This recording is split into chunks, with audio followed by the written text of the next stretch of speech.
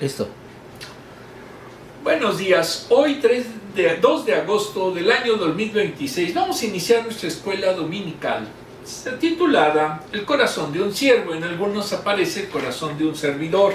Es la sesión 3 del material de Lightwave de la Convención Bautista del Sur. Muy bien, vamos a poner el post. Ya les dije de que no se confíen en el post que viene en la portada del texto, que es el de la izquierda, con la realidad de lo que es esta lección. Inclusive me parece más adecuado que sería el fundamento de Cristo, el fundamento de Jesucristo es el fundamento, y que realmente ese debería de ser el título. Pero bueno, vamos a continuar. Muy bien. En el texto en español nos dice la idea central lo siguiente.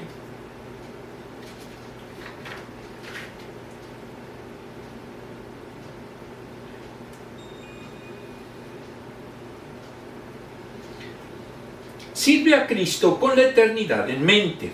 Aplicación para la vida. Competencia. Al recordar a tus primos, compañeros de colegio, de trabajo, podemos pensar en las distintas competencias que se generaban al jugar, estudiar o trabajar, de una u otra manera. Naturalmente todos somos competitivos, sí conozco muchos. Algunas veces esas competencias nos llevan a pensar en quién es el mejor, al punto de generar fricciones o conflictos.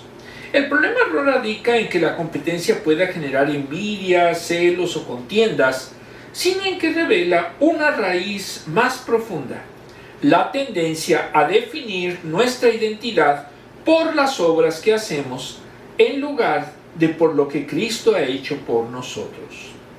El ser humano caído vive en búsqueda de aprobación, aunque esto requiera pisotear a los demás. El ser humano que ha sido regenerado por el Espíritu Santo vive para la gloria de Dios, la edificación y servicio de su prójimo. La persona natural y caída es competitiva de manera carnal. La persona espiritual que está en Cristo es colaboradora y edificadora. Como veremos, solamente podremos superar la competencia carnal cuando fijemos nuestra mirada más y más en Cristo. ¿Tiene algo que ver con el post? Pues no, la verdad no la encontré que tiene que ver con el post. Pero bueno, pues en fin. Ahora vamos a ver por qué, cuál sí tiene que ver con ese post. Ahora vamos con la versión en inglés. Muy bien. Los estadounidenses tienen una larga tradición de idolatría hacia las celebridades, y no solamente los estadounidenses. Todo comenzó con Florence Lawrence, la chica biógrafa, la primera estrella de cine en 1907. Desde entonces la obsesión no ha hecho más que aumentar.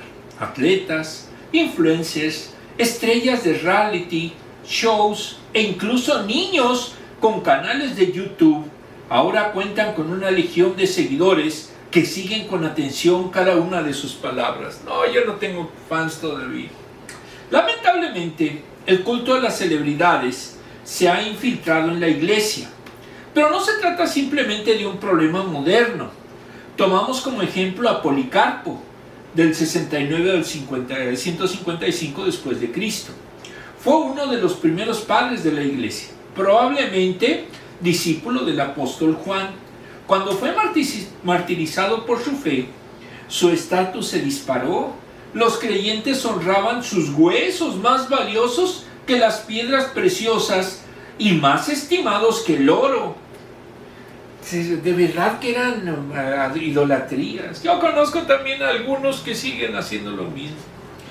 Una carta incluso lo elogiaba con su lenguaje que normalmente se reservaría para Cristo. El bienaventurado Policarpo, a quien sea la gloria, la honra y la majestad y un trono eterno de generación en generación. Amén. En la iglesia no hay lugar para la adoración de celebridades. Si bien podemos tener diferentes roles, nadie es más importante que otro Nuestro llamado, como es este, es fijar nuestra mirada en Cristo, mientras le servimos con humildad juntos. En lo personal me tocó ser víctima de las celebridades de dos de mis hijas que me hicieron ir en su momento, en una ocasión, a la Ciudad de México, al concierto de Shakira, allá en lo que es un autódromo de los hermanos Rodríguez. Y créanme que pero un fanatismo brutal. Las muchachitas pues, se alocaban, y no solamente las muchachitas, los muchachitos y hasta los papás y las mamás de los muchachitos estaban pero fascinados con la Shakira. Y pues lógicamente pues, mis hijas pues, estaban felices de ver ese espectáculo. Pero ¿hasta qué punto realmente sirve de algo verlos? Porque la realidad es que solo son esos, son seres humanos, y no le rendimos ni hacemos en su momento verdadero reconocimiento al Rey de Reyes, que es Jesucristo. Muy bien, vamos a continuar ahora con nuestro recorrido teológico. En el post entonces ya entendemos que eso se refiere a una celebridad. Y la realidad es que la lección va a tratar como Jesucristo, que es el fundamento de la Iglesia. Muy bien, ahora sí, entremos en la materia teológica. Primera de Corintios 3, del 5 al 8. 5. Después de todo, ¿qué es Apolo? ¿Qué es Apolos? ¿Y qué es Pablo? Nada más que servidores por medio de los cuales ustedes llegaron a creer, según lo que el Señor le asignó a cada uno. Hay muchos pastores que se sienten poseídos en su momento por la magia de Dios y que dicen que son ellos los que hicieron que tuvieran que se hiciera la iglesia. Pero la realidad es que lo que no entienden, ya me pasé uno. Lo que no entienden, no, sí está bien, el 6, perdón. Lo que no entienden es que son solo servidores. ¿Y a quién se sirve? A Jesucristo. 6. Yo sembré, Apolo regó, pero Dios ha dado el crecimiento.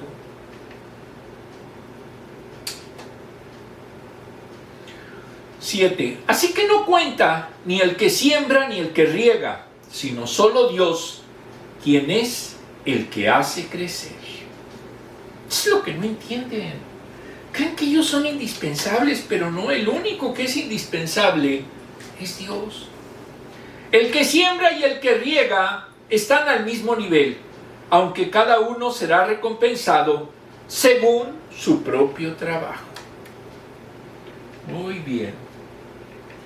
Vamos a ver aquí, este post quiero que lo graben mucho en su mente, porque dice: ni el que planta es algo, ni el que riega, sino Dios que da el crecimiento. Muy bien.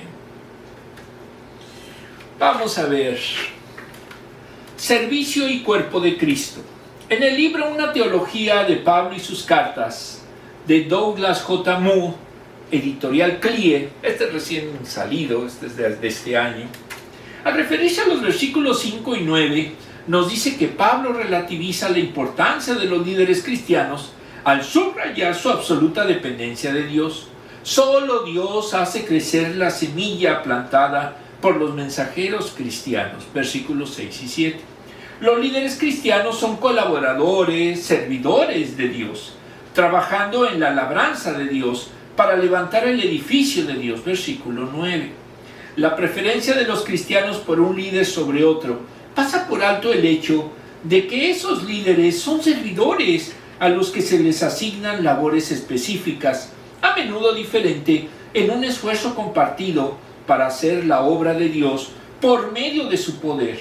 Al hablar Pablo de sí mismo y de Apolo, aquí y más adelante, versículos 4 y 6 y 16, 2, nos da a entender que Apolos tenía muchos seguidores en Corinto.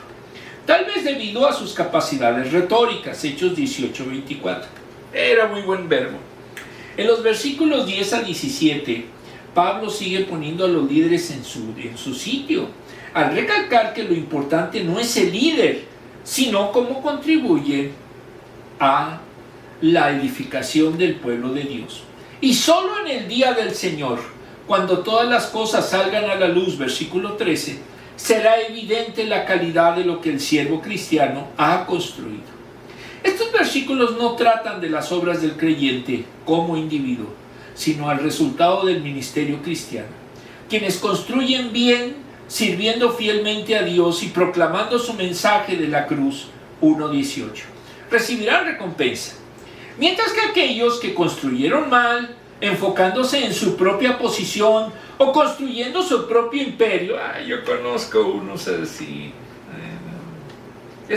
los que les quede la crítica, como siempre he dicho, es pura y mera coincidencia. Sufrirán pérdidas, es decir, que no recibirán recompensa, versículo 15. Sus obras, el producto de su ministerio, será quemado, aunque ellos mismos puedan ser salvos. Ahora, en otro libro, en el libro La Biblia de Liderazgo de John C. Maxwell, es una autoridad en materia de liderazgo, editorial Vida, en lo relativo a los versículos 1 y 17, menciona que se encuentra en la ley del proceso y presenta 3 imágenes de crecimiento. Nos dice que Pablo, como líder de la iglesia de Corinto, no le resultaba fácil ocultar su decepción, ya que los miembros de esa iglesia se estaban comportando como bebés en lugar de como adultos. Yo conozco muchos bebés espirituales. Versículos 1 al 3. Sin duda tuvo que recordar que el desarrollo del liderazgo es un proceso, no un evento. Pablo quería desesperadamente que se levantasen líderes competentes en la iglesia, que fueran fuertes y capaces de tomar decisiones sin su ayuda.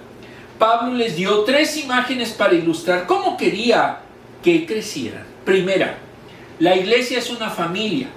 Su objetivo es la madurez, versículos 1 a 4. Es natural que los hijos crezcan físicamente con el paso del tiempo. Esto debería ocurrir también espiritualmente. Las marcas de la madurez son lo que comes, versículos 1 a 2, lo que haces, versículo 3, y lo que dices, versículo 4. ¿Cuántos padres muchas veces no permiten la madurez de sus hijos? Porque es mi pequeño, es mi retoño, ya tiene 40 años, pero es mi pequeño retoño y sigue viviendo en la casa como inútil. Eso no es que madure, es hacerle un parásito. Segunda, la iglesia es un campo. El objetivo es dar frutos, versículos 5 y 9. No importa quién plantó o quién regó, el punto es este. Pregunta, ¿las plantas están creciendo? El fruto incluye los resultados de tu trabajo, la respuesta de tu gente y la recompensa de tu desempeño. Y tercera, la iglesia es un edificio y el objetivo es la calidad, versículos 9 al 23. Somos como un edificio. La medida de una buena estructura es la calidad. Esto incluye unos buenos cimientos, versículos 9 a 11. Los materiales adecuados, versículos 12 a 17, y los motivos apropiados, versículos 18 al 29. Por último, en el libro Dogmática Reformada de Herman Bavinck, editorial CLIE, nos dice que la iglesia es un organismo e institución, dado que no puede vivir sin gobierno. Es indispensable sin una autoridad, es impensable sin una autoridad que lo sustente, guíe, cuide y proteja. Aunque toda autoridad final descansa en Dios. Él nombra a Cristo como mediador desde la eternidad, y éste cumplió con su oficio profético, sacerdotal y real desde el momento del paraíso. Lo continuó en tiempos del Antiguo Testamento y durante su vida en el mundo.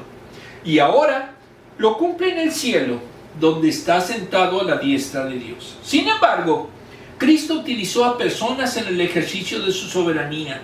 Sin transferirle a ellos de ninguna manera, Cristo usa la iglesia en su calidad de congregación de los creyentes como instrumento para atraer a otros a su redil.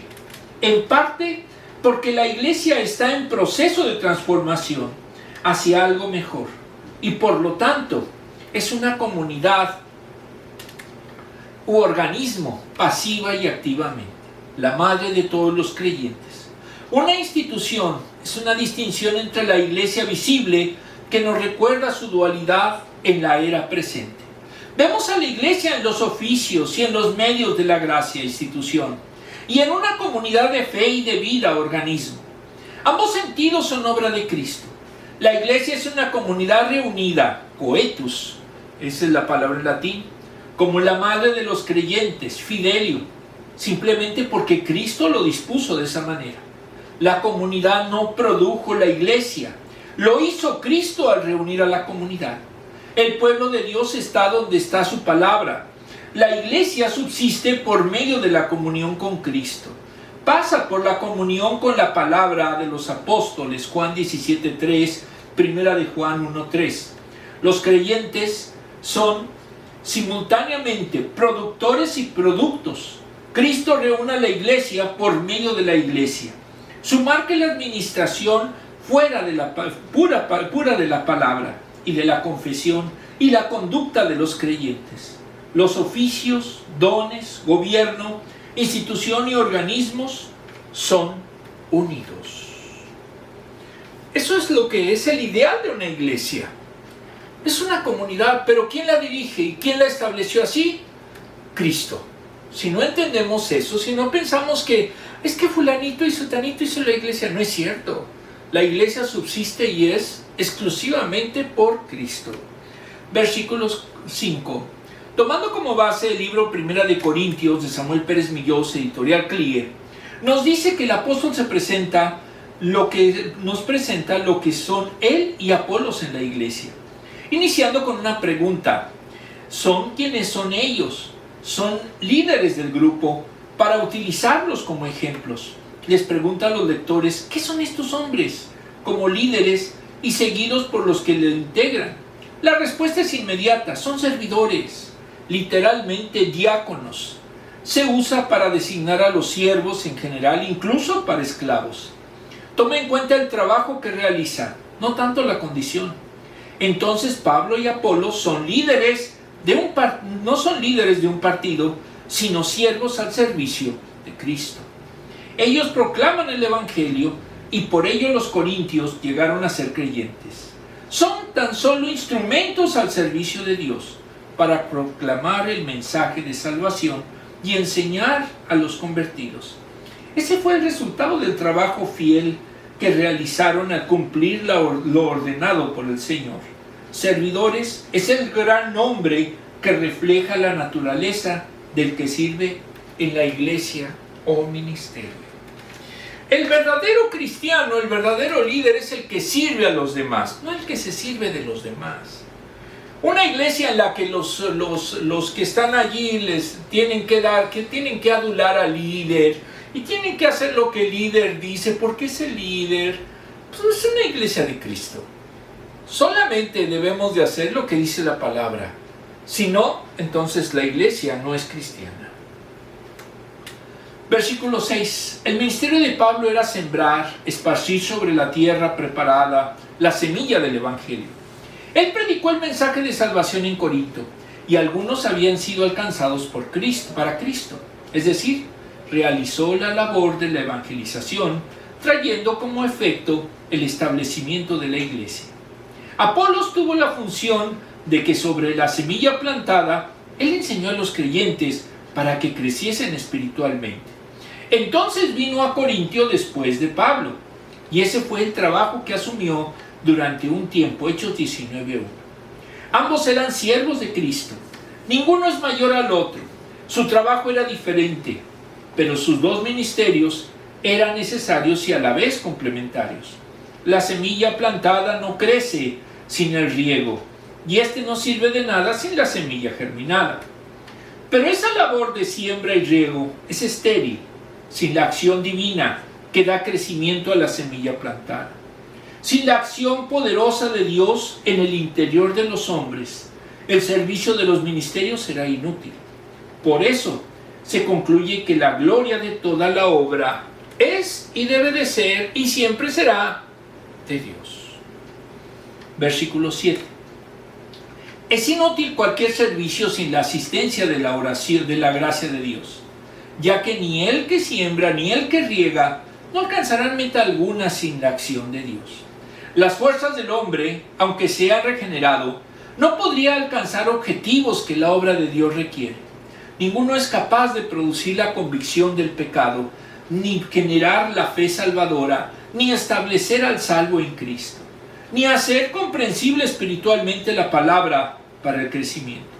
Todo el resultado del servicio corresponde a Dios, y a Él debe de ser atribuido.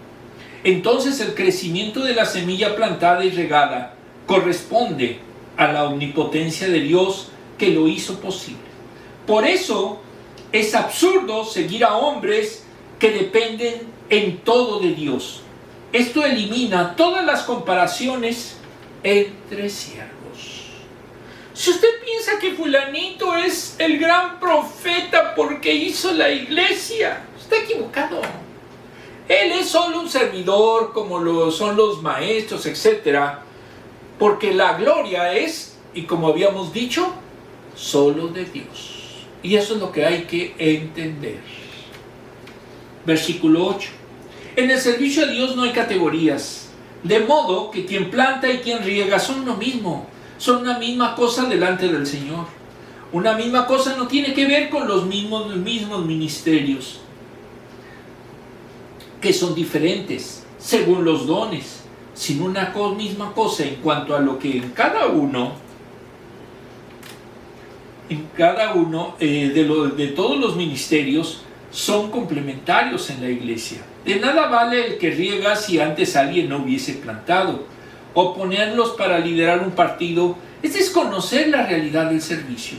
No debe haber rivalidad en el trabajo, sino complemento. Ninguno es imprescindible, entiéndanlo. No necesita la iglesia exclusivamente de una persona. Si esa persona se vaya, se acabó la iglesia, es falso. Salvo que toda la iglesia gire alrededor de esa persona, y entonces no fue siervo, sino es un ególatra y es un dictador de marca. Yo conozco algunos. Son llamados, dice, a haber rivalidad en el trabajo, sino complemento. Ninguno es imprescindible, todos son llamados para ejercer sus dones para la edificación y servicio del cuerpo. Primera de Pedro 4:10. Cada uno recibirá su recompensa conforme a su labor, y eso lo hará Dios, quien dará el premio que merezcan por su trabajo. Por ejemplo, la parábola del siervo fiel, que recibe conforme a la pasión que puso en su trabajo, Mateo 25:23. Esto coloca al servidor más humilde al nivel del más elevado. Dios no evalúa la cantidad y dimensión del trabajo hecho, sino la disposición y el modo como se ha realizado. Muchos, silenciosos y desapercibidos para los hombres, quizás reciban más recompensas que otros que fueron notorios y aplaudidos. Yo conozco a algunos que les encanta que ser aplaudidos. Desglose. En la diversidad de personas del cuerpo de la diversidad de personas del cuerpo de Cristo, todos somos servidores. El cuerpo de Cristo no se caracteriza por un espíritu competitivo, sino más bien colaborativo. En esta colaboración reconocemos la diversidad de dones. Algunos creyentes plantan mientras que otros riegan, y al mismo tiempo reconocemos la unidad en nuestro llamado. Todos somos servidores para la edificación de los demás. Si bien cada uno de nosotros tiene diversos dones de acuerdo con lo que Dios nos ha dado, nuestras vidas deben de manifestar una unidad en el llamado que tenemos como cristianos de servir a otros en la iglesia. Esta unidad no es forzada, sino una colaboración sincera entre los miembros del cuerpo. Esta colaboración nace de un corazón servidor que reconoce a Cristo como el Salvador y Señor. 2. En la diversidad de roles del cuerpo de Cristo, es Dios quien da el crecimiento. La diversidad de dones son puestos al servicio del prójimo. Este servicio apunta a que otros fijen los ojos y sus ojos en el Señor y lleguen a creer en Cristo. Cuando realmente ejercitamos los dones en la iglesia, hay crecimiento en la iglesia. Cuando se están peleando, como dicen en México, como perros y gatos, no va a haber crecimiento, se va a destruir esa iglesia. Nuestros dones deben estar profundamente enriquecidos por las buenas noticias del Evangelio. El objetivo último no es la aprobación humana, sino la gloria de Dios al ver crecer la iglesia en la fe. Es crucial entender que la soberanía de Dios es la clave para entender la importancia de ser responsables en cuanto a nuestros dones. Pablo y Apolo fueron servidores fieles y responsables al servir a la iglesia. Ellos reconocían que Dios da el conocimiento, 1 Corintios 3:7. Es la presencia del Señor en su pueblo la que permite que la iglesia crezca. Si Dios no edifica, en vano trabajamos. Nuestra responsabilidad es servir con fidelidad. La obra de crecimiento la hace Dios. 3. En la diversidad del cuerpo de Cristo todos somos uno. La diversidad de dones y trabajos que realizamos da frutos abundantes en la unidad de la iglesia. Si algunos plantan y otros riegan, la identidad del cristiano no radica en su función, sino en el crecimiento que Dios produce en cada creyente y en la comunidad de fe. Esto nos recuerda que solamente la gloria de Dios tiene la preeminencia en todo. Una sana forma de servir se refleja en que unos dones sean usados para que otros crean en Cristo y así Cristo sea glorificado en su cuerpo. En conclusión, si Dios da el crecimiento, entonces esforcémonos en servir con fidelidad para que muchos crean en el Dios que edifica espiritualmente. Y no estén poniendo divisiones, no estén diciendo, no, yo soy el mejor porque yo tuve tantas almas y yo sé hacer esto y yo sé hacer lo otro y yo hablo muy bonito. Eso no sirve de nada porque a fin de cuentas lo importante es que los dones que tengamos los utilicemos y para utilizarlos pues debemos aceptar que somos servidores y que una obra crece. ¿Por qué? Porque Dios así lo permite. Preguntas, la primera es la de español, la segunda es la de inglés. ¿Estás compitiendo o sirviendo en una iglesia? Pregúntenselo. A mí no me gusta competir, les soy sincero y se los digo directamente. Yo no estoy aquí para, en su momento, que me vean muy bien. No, para nada. En la iglesia a la que pertenezco, que es Grace, que está aquí en Mission, pues simplemente lo que yo busco, y como siempre lo he hecho en las iglesias que he estado, es ser colaborativo, es apoyar, es en su momento ser facilitador, porque esa es la función que tengo. ¿A qué celebridad siempre quisiste parecerte? Les soy sincero, yo nunca tengo celebridades a quien parecerme. Quizás admiré mucho, sobre todo de joven, a Sócrates. Aunque no en su vida personal, porque era un relajo el viejito, pero sí en su momento, en cuanto a su filosofía, la mayéutica, que es la búsqueda del conocimiento. 2. ¿Cómo podemos apreciar más la diversidad y unidad de la iglesia? Primero reconociendo eso, que la iglesia es diversa, que no es solamente que sean blanquitos o que sean morenitos, sino que básicamente necesitan todos estar conscientes de que Cristo es lo que da cohesión y crecimiento. ¿Cómo podemos evitar idealizar a las personas en la iglesia? Primeramente, que las personas no se sientan estrellas de rock, superstars, que no sientan que ellos dominan los aguacates y que ellos en su momento se las saben de todas, porque eso significa que son unos altaneros de marca. La realidad es que solamente estando sumisos y estando humildes ante Dios y cumpliendo la función con esa humildad, podemos verdaderamente dar buen testimonio sobre Cristo. Muy bien. ¿No se ha calentado? Ya. Muy bien, vamos a continuar con nuestro texto teológico. 1 Corintios 3, del 9 al 11. En efecto, nosotros somos colaboradores al servicio de Dios, no somos dictadores. Y ustedes son el campo de cultivo de Dios. son el edificio de Dios.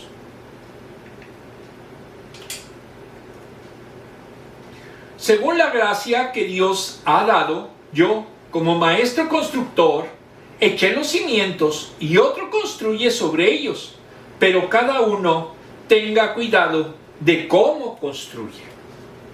Si no construyen bien se caen. Yo conozco edificios que sí se caen. ¿Por qué nadie puede poner un fundamento diferente del que ya está puesto, que es Jesucristo? La iglesia de Jesucristo tiene como fundamento a Jesucristo. No tiene como fundamento a fulanito o sutanito, porque eso es pura fantasía, puro egocentrismo. Sí, yo conozco muchos egocéntricos. No voy a decir nombres. Versículo 9. Quien sirve es colaborador de Dios. Colaborar significa trabajar con otro. Se trabaja para servir a Dios vivo y verdadero. 1 Tesalonicenses 1 y 9. En primer lugar, todos los creyentes como siervos trabajan bajo la dirección y obediencia al Señor de la obra. Y debe haber colaboración entre todos para el desarrollo y avance de la obra. En segundo lugar, ser colaborador significa que se trabaja a su lado. El Señor y el siervo forman una unidad de trabajo. El creyente es el instrumento, el Señor quien maneja el instrumento. La iglesia debe entender quiénes son los siervos para no ir tras ellos, sino seguir a Cristo. Deben tener claro qué es la iglesia. Pablo la define como, cita, labranza de Dios, fin de la cita. La primera verdad es que es propiedad de Dios. También es el edificio en construcción de Dios. Dios planificó su construcción de ese edificio espiritual. Dirige la obra para ejecutarla. Mateo 16, 18. Se forma de piedras vivas, es decir, cada uno de los creyentes. Cada uno edificado en unión con los demás. Versículos 10, 12 y 14. Versículo 10. Los versículos 10 al 15 los titula el autor Pérdidas de recompensa. En el versículo a estudio, el ministerio de Pablo fue manifestación de la gracia de Dios con él, no por mérito de él. Su papel como sabio o perito arquitecto fundó la iglesia en Corinto mediante la aplicación del Evangelio, como la única piedra fundamental sobre la que descansa la iglesia colectiva e individualmente en cada creyente. Efesios 2:20. Si ustedes ven una construcción, forzosamente, aparte de los cimientos, necesita piedra que sustente los muros, que sustente en su momento la obra. Esa piedra, ese punto de ángulo, es Jesucristo. Si no tiene la iglesia cristiana a Cristo como fundamento, y no a fulanito o sotanito, entonces no es cristiana. Muy bien. Colocado el fundamento, viene otro que sobreedifica sobre él. Posiblemente sea Apolos, que siguió ahondando en la enseñanza de los creyentes nuevos. Y en general de los profetas, maestros y evangelistas que consolidaron la obra iniciada sobre la piedra de ángulo divino. La iglesia fue fundada en Cristo, orientada en Cristo y coronada por Cristo. Los que sobreedifican deben tener cuidado en el modo en que lo hacen, es decir, hacia los que ejecutan el diseño divino del santuario espiritual que es la iglesia. No ponerle cosas que no van. Versículo 11. Dice Pablo que nadie puede poner otro fundamento, es decir, no puede haber otra piedra principal o de ángulo que es y debe de ser siempre Cristo mismo. En primer lugar, porque el fundamento ya está puesto. Dios lo estableció, Efesios 2:20. Y esto se dio con la proclamación del Evangelio, como hizo Pablo. Anunciar otro Evangelio era anatema, Gálatas 1, 8 y 9. Aquí hay en su momento una iglesia que se llama Iglesia de Jesucristo de los últimos tiempos. ¿Pero qué creen? No aplican a Jesucristo. Ahí es una iglesia de John Smith, que tienen a John Smith como supuesto profeta, y sus principios y sus locuras de John Smith Es lo que lo sustenta, no Jesucristo. Incluso en alguna reunión que me invitaron les dije, bueno, ustedes se dicen que son cristianos, pero no es cierto porque no tienen como fundamento a Cristo. Sí, yo lo dije. Ya no me volvieron a invitar a otra reunión. Bueno, en segundo lugar, solo puede ser Cristo, Isaías 28:16, y proclamado por los apóstoles, Hechos 4:11. Esa verdad fue reafirmada y confirmada por ellos en su enseñanza. Primera de Pedro 2:6. Desglose. 1. La iglesia de Cristo es un campo de cultivo y también un edificio. Pablo, los otros apóstoles y ministros trabajaron para servir en la edificación del cuerpo de Cristo, como trabajar o colaborar para un mismo Dios. Los ministros deben mantener la unidad en medio de la diversidad de sus dones para servir sanamente en el cuerpo. Este cuerpo puede entenderse de manera orgánica, como labranza o campo de Dios, y de manera institucional, como edificio de Dios. La iglesia es un organismo vivo que crece por Dios y para Dios, en la medida que sus miembros se sirven mutuamente para esto. Para esto, el campo debe de ser constantemente plantado y regado. Asimismo, la iglesia es un edificio que con orden debe ser edificado con el fundamento de Cristo. 2. Los cristianos debemos edificar en un solo fundamento. Dios utilizó a Pablo para mostrar a los creyentes que el fundamento de la vida cristiana es Cristo mismo. Cada cristiano debe servir en la edificación del cuerpo al que pertenece. En este servicio debemos ver cómo estamos edificando, es decir, la manera, las formas y las intenciones de nuestros servicios deben reflejar una vida enraizada y nutrida en Cristo y en sus enseñanzas. Para esto debemos estar seguros de que estamos edificando y sirviendo a la iglesia de Cristo, estando en unión con Él. Todo lo que hagamos debe reflejar la belleza del fundamento que tenemos como iglesia, que es el Evangelio de Cristo. 3. Los cristianos no debemos cambiar el único fundamento que es Cristo. Lo peor que una persona puede hacer es construir sobre la arena. Lo mejor es deleitarse en la roca firme, que es Cristo. Estar bien fundamentado en Él es esencial para edificar el cuerpo, profundizar en la sana doctrina y crecer en comunión con el Señor.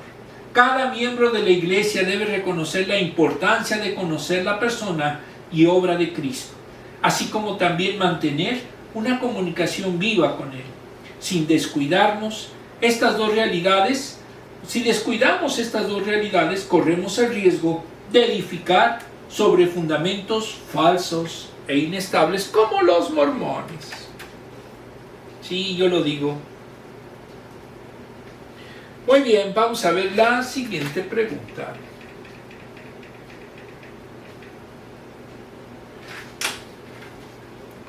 ¿Cuán importante para ti es la doctrina de Cristo y la comunión con Él?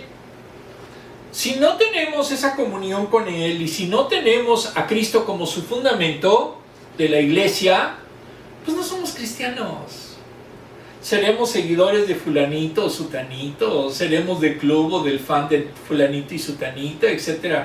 Pero no seremos cristianos, quítense esa idea. ¿De qué maneras has visto a Dios obrar como maestro constructor en nuestra iglesia? Al menos en la iglesia en la que pertenezco, que es Grace Baptist Church, ahí en Mission, pues sí puedo decir que tenemos una sana doctrina y Cristo es el centro. No tenemos, y de hecho mi propio pastor lo ha dicho, no tenemos a otras personas que sean las que realmente fundamenten la iglesia, porque toda la iglesia depende y es obra de Cristo. Muy bien, a los últimos. Primera de Corintios del 12 al 15. Si alguien construye sobre este fundamento, ya sea con oro, plata y piedras preciosas o con madera, heno y paja, su obra se mostrará tal cual es, pues el día del juicio la dejará al descubierto. El fuego la dará a conocer y pondrán a prueba la calidad del trabajo de cada uno. Si lo que alguien ha construido permanece, recibirá su recompensa. Pero si su obra es consumida por las llamas, él sufrirá pérdida. Será salvo, pero como quien pasa por el fuego. En una palabra, todo chamuscado. En un lenguaje coloquial.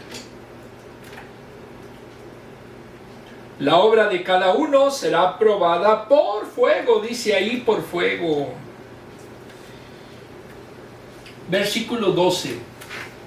Aquí sigue la idea de construcción del templo, santuario, casa de Dios. En Oriente los templos se edificaban empleando materiales costosos o preciosos, por ejemplo mármol, jaspe, alabastro, etc., que pueden catalogarse como piedras preciosas. En contraste, las casas de los pobres eran de adobe, tierras mezcladas con heno, con estructura de madera para soportar la construcción y cubiertas de caja. Dios es el propietario de la iglesia y se presenta como el que contrató para el trabajo a distintas personas con materiales conforme a la dignidad del diseño. Esos materiales representan las distintas clases de miembros de las congregaciones. Cristo, como siempre lo he dicho, fue un homeless, no tenía casa. Entonces, cuando algunos piensan que esto se refiere a que deben de ser construcciones de oro y plata, gigantescas, es falso. Se refiere a los miembros y se refiere a la habilidad, a la pasión y a los dones que pongan de manifiesto en la iglesia. A eso se refiere. No transgiversen.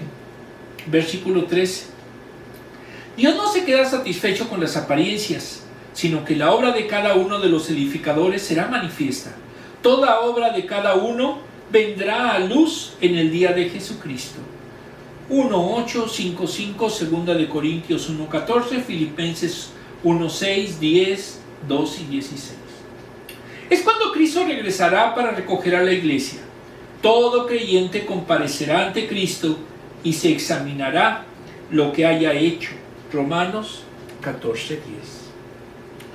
Versículo 13. El examen de la obra tendrá lugar después del traslado de la iglesia. Es solo para los creyentes, para probar, aprobar y reprobar la obra de cada uno de los edificadores. La base del examen será la obra de cada uno. No se trata de definir si se salvan o no, ya que esto se da por hecho. La justificación los ha librado a los creyentes de todo juicio condenatorio por el pecado. Juan 5:34, Romanos 24, Romanos 8:1. El modo del examen será el fuego. Es la plena limpieza de aquello que no fue edificado conforme a Dios. El fuego es la mirada escrutinadora de Cristo, cuyos ojos como llamas de fuego iluminan todo lo hecho y queman aquello que haya sido edificado con materiales propios de los hombres, como madera, heno o paja. Apocalipsis 1:14. Jesús conoce la realidad de la obra de cada uno, no por lo que aparenta, sino por lo que realmente es. Apocalipsis 2:2, 9, 13 y 19, 3:1, 8 y 15. El fuego valora la construcción de toda obra, ya que destruye lo aparente, madera, heno o paja. Los ojos escudriñadores del Señor hacen visible toda falsedad de las obras. Las piedras preciosas, en especial el oro o la plata, para que podamos ver si realmente son reales, pues necesitan someterse al fuego. Y tienen en su momento ese paso por el fuego, lo que determina su pureza.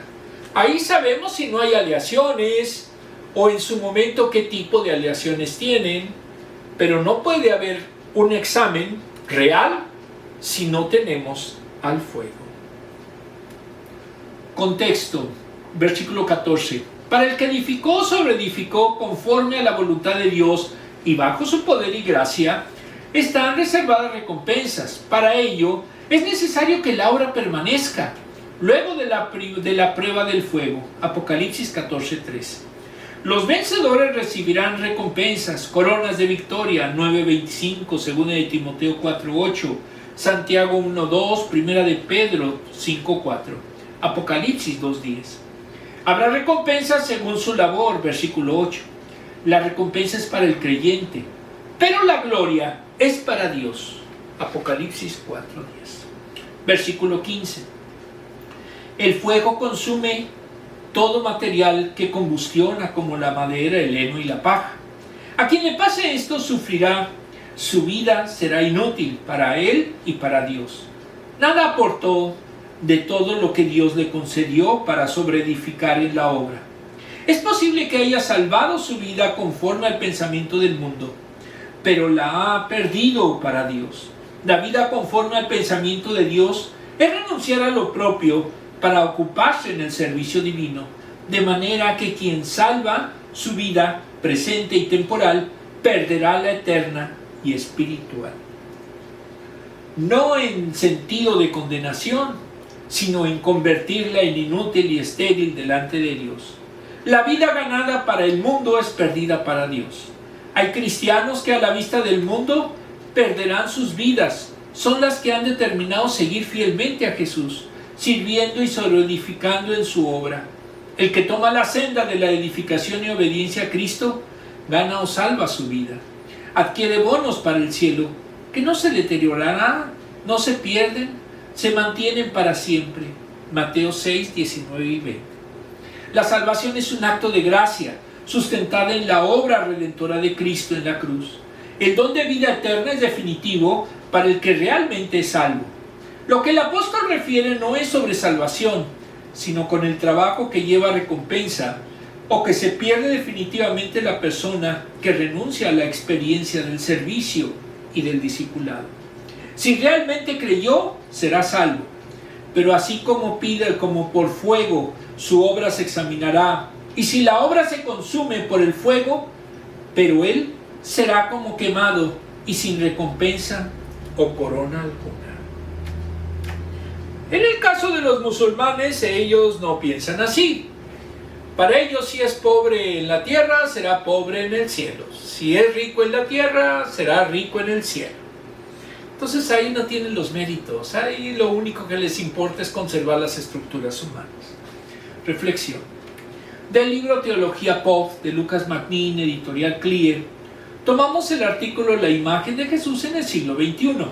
Reflexiones sobre la belleza, imperfección y renovación, escrita por el teólogo Sergio Ramírez, parte 3. Debe esforzarse por establecer puentes entre ambas, porque lo cierto es que nuestra imagen de Cristo no debe ser estática, debe ser renovada constantemente, sin perder su esencia. Para poder interactuar con la realidad del mundo en que vivimos, debemos estar dispuestos a mirar más allá de nuestras desgastadas imágenes mentales y eclesiales de Jesús, para encontrar nuevas formas de experimentar y compartir su amor y gracia. En un mundo que cambia rápidamente, somos la sal de la tierra, pero si la sal pierde su valor, ¿cómo podrá volver a ser salada? Mateo 5:13. Subtítulo 3. El deseo de novedad en una sociedad desencantada. En nuestra sociedad caracterizada por el exceso de información y una rápida obediencia de las tendencias, resulta difícil destacar o captar la atención del público. En este contexto, la obra de arte conocida como Monkey Jesús ha conseguido eso, atraer la atención mundial y convertirse en un objeto de fascinación colectiva. Pero, ¿qué hay detrás de ese atractivo? ¿Por qué lo diferente nos llama tanto la atención? Desde la perspectiva psicológica, la atracción por lo diferente es un fenómeno común. Según la teoría de la novedad, el cerebro humano es siempre atraído por estímulos novedosos, ya que estos despiertan nuestra curiosidad y activan la dopamina, el neurotransmisión del placer. Además, en una sociedad desencantada y hambrienta de novedades, lo diferente puede representar una oportunidad para escapar de la monotonía y rutina. Sin embargo, desde una perspectiva teológica, el atractivo de lo diferente puede ir más allá de la simple curiosidad o de la búsqueda de novedades. A lo largo de 20 siglos de cristianismo, la figura de Jesús ha sido reinterpretada por muchas maneras, desde las imágenes que presumen ser las más fieles del modelo bíblico hasta las más atractivas hasta las más abstractas o incluso las polémicas. En todas ellas subyace la necesidad de comprender y relacionarse con Jesús. En ese sentido, el Monkey Jesús puede ser visto como una expresión del deseo de acercarse a lo divino de una persona nueva y diferente. Aunque el resultado sea desconcertante o incluso irreverente para algunos, ha logrado despertar la curiosidad de un pueblo amplio, ha reabierto el debate sobre la relación entre arte y religión y cómo esa relación puede influir en la sociedad contemporánea. Una imagen renovada de Jesús puede ser un medio para que muchas personas se acerquen a la fe. No obstante, esa novedad se puede convertir rápidamente en una forma de mercantilidad, un Jesús al servicio del consumo. Desaparece así la capacidad de renovación constante que existe en la imagen potente de Cristo resucitado.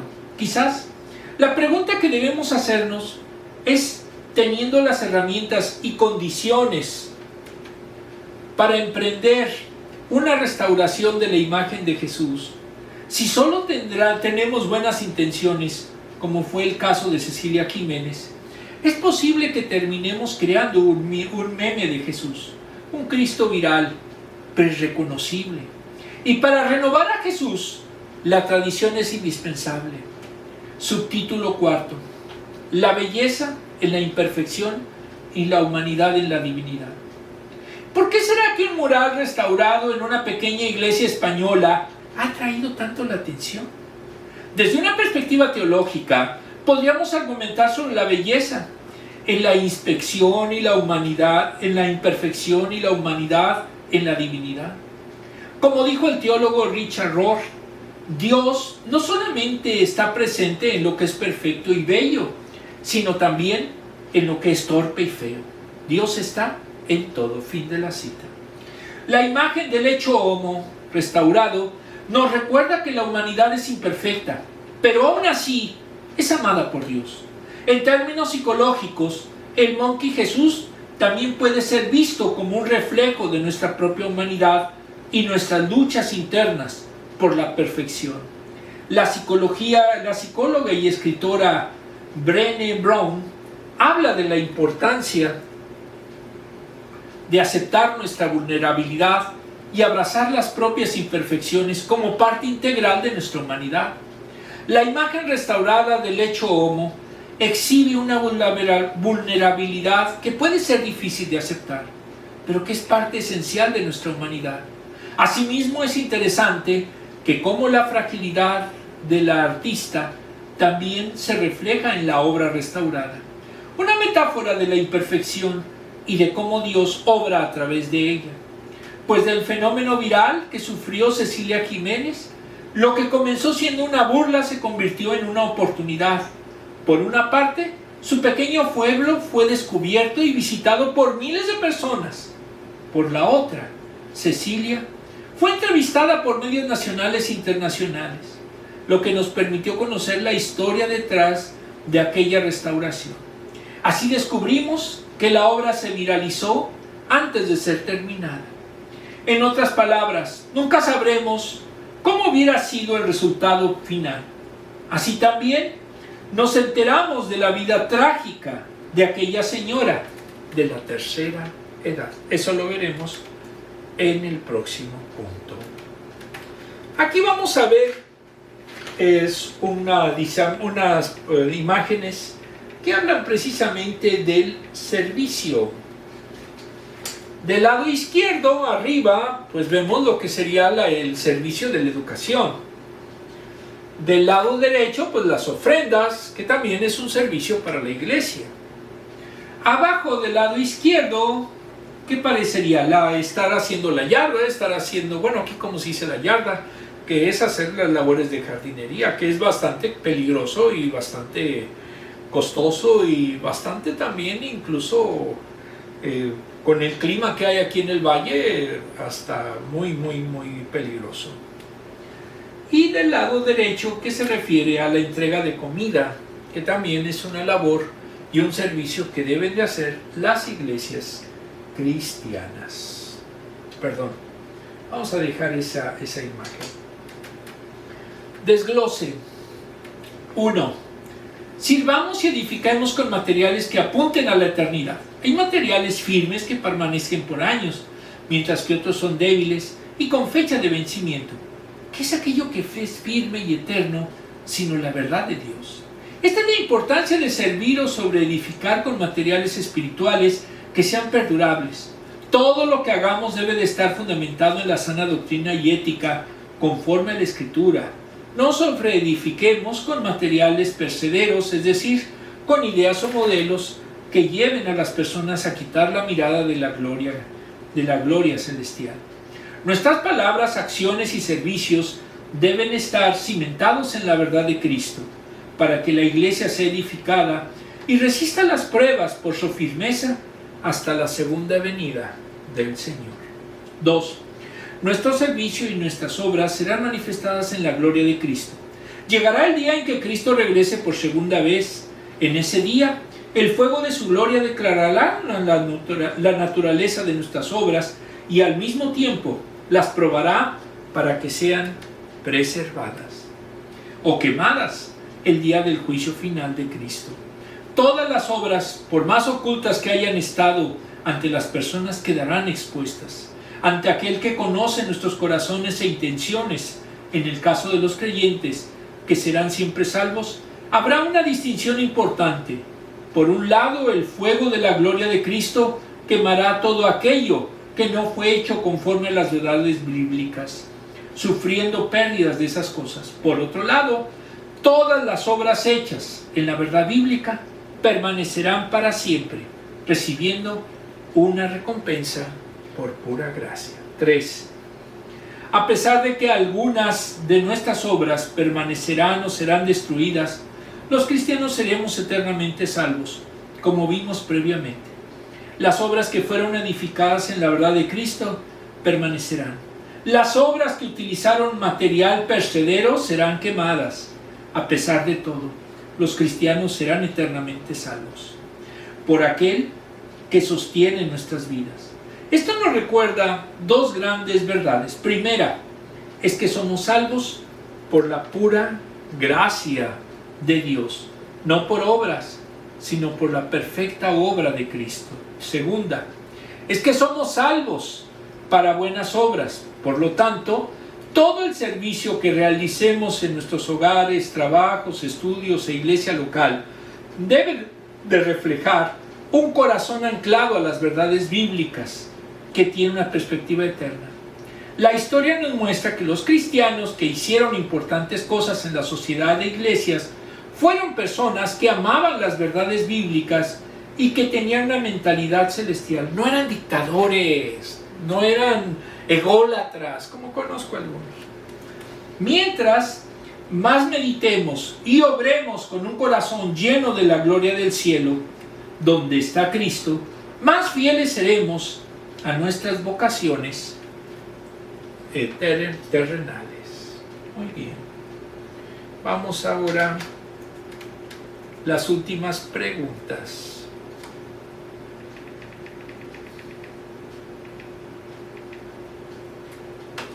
La cuarta. ¿Cómo puedes darte cuenta de que tu servicio y obras durarán por la eternidad? Si seguimos de acuerdo al modelo de Cristo. Es que no sé cuál era el modelo. Pues hay que estudiar. No va a venir el conocimiento por gracia divina. Hay que esforzarse mucho por conocer esas verdades. ¿Cómo describirías las cosas que sobrevivirán o no al incendio? Hay muchas veces que existen iglesias que ha pasado en las que subsiste la Biblia. Simbólicamente eso refleja que las verdades bíblicas podrán pasar inclusive hasta incendios reales. Pero aquí no se refiere a lo que se queme una iglesia. Lo importante es que las obras de los ministros, de los evangelistas, de los maestros, solo subsistirán si están sustentadas en las verdades de Cristo. Si no están sustentadas en esas verdades, pues no sobrevivirán. Serán una moda pasajera. 5. ¿Qué siente al saber que eres eternamente amado y salvado por Cristo? Pues gozo, porque ese es precisamente lo que da y sustenta la vida eterna. ¿Cómo podemos asegurarnos de que lo que hacemos ahora tenga repercusión eterna? Reitero, siguiendo el modelo y la palabra de Cristo. Si no lo hacemos de esa forma, pues no vamos a poder gozar de la gloria, de la recompensa divina. Todos, 1 Corintios 3:17, versículo 17. Si alguno destruye el templo de Dios, él mismo será destruido por Dios, porque el templo de Dios es sagrado y ustedes son ese templo. 1 Corintios 3:17. Amantísimo Padre, te damos gracias porque tú nos abres los ojos de que el verdadero ministerio es aquel que se sustenta en Cristo, que puede en su momento sembrar, que puede sobreedificar, que puede regar, que puede tener cimientos muy fuertes, pero siempre teniendo a Cristo como la forma en la que puede crecer. Si no existe una iglesia que tenga a Cristo como su fundamento, nunca podrá verdaderamente desarrollarse y rendir fruto y verdaderamente ser una construcción sólida, que incluso resista la prueba del fuego. Todo esto, Señor, te lo pedimos en el sagrado nombre de nuestro Señor Jesucristo. Amén. Nos vemos la próxima semana. Que Dios me los bendiga mucho.